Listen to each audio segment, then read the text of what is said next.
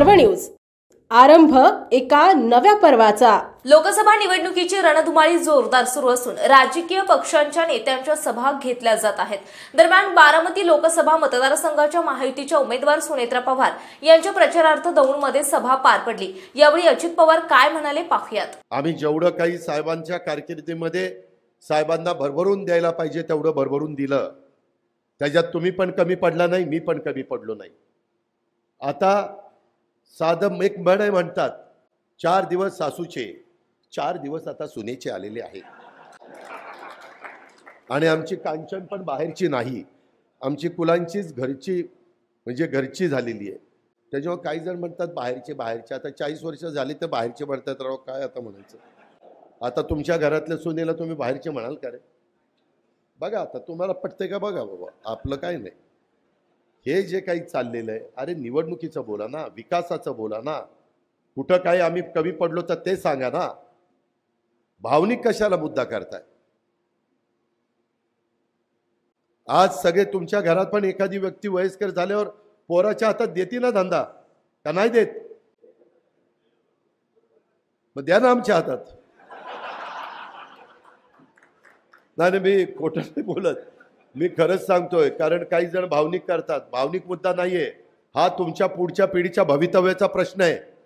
उद्याच्याला केंद्रामध्ये मोदी साहेब असतील आणि जर टाटानी नाही ऐकलं, एक मोदी साहेबांचा फोन किंवा अमित भाईंचा फोन गेला की टाटा सरळ होईल। नाही सर देतो जी सर असं असतं। सोनारांचं कान टोचायचे असतात, कुणी कान टोचलं की दुखतंय, लय दुखतंय। स्वराने हा तेच मी म्हणतोय, म्हणून तर गाड्या आठव। तर त्याच्यामुळं नेहमी आपलं भाजपचं कमळ असायचं। आता ते वासुदेवरावांना पहिले 2 दिवस सांगत होतो, कमळ नाही घड्याळ घड्याळ घड्याळ। मी आता मशीनवर त्यांच्याकडनं गिरून घेणार आहे। आज तर बाबा लय खुश झालाय, नातवंड झालंय। पेढे काही आणले नाही, नुसतं तोंडीच सांगितलं नातू झाला। अरे पेढा दे। तर अशा पद्धतीनं एकंदरीत हे सगळं चाललेलं आहे। मी थोडंसं हलकं फुलकं राहावं म्हणून हे बोलतोय, परंतु मित्रांनो मी फार सिरियस आहे। राहुल पण फार सिरियस आहे। आपल्या दौंड तालुक्याने बाकीच्यांनी हवेलींनी हे आपलं कायमचं दुखणं दूर करायचं झालं तर केंद्रात ज्या विचाराचं सरकार आहे त्याच विचाराचं सरकार राज्यात आणावं लागेल, त्याच विचाराचा आमदार राज्यात आणावं लागेल, त्याच विचाराचा खासदार आपल्याला त्या ठिकाणी द्यावा लागेल। ह्या संदर्भामध्ये आपल्याला आपला फायदा उठवायचा आहे।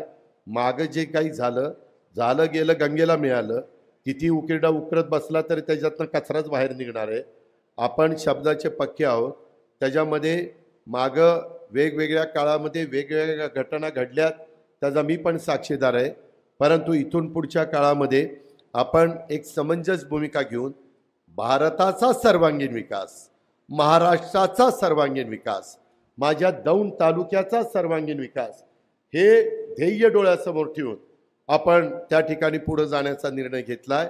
त्याला कुठेही दृष्ट लागून। पुणे शहरातील आणि जिल्ह्यातील महत्त्वाच्या आणि ताज्या बातम्या पाहण्यासाठी आजच आमच्या आरंभ पर्व न्यूज चॅनलला YouTube वर सबस्क्राइब करा आणि बेल आयकॉन प्रेस करा।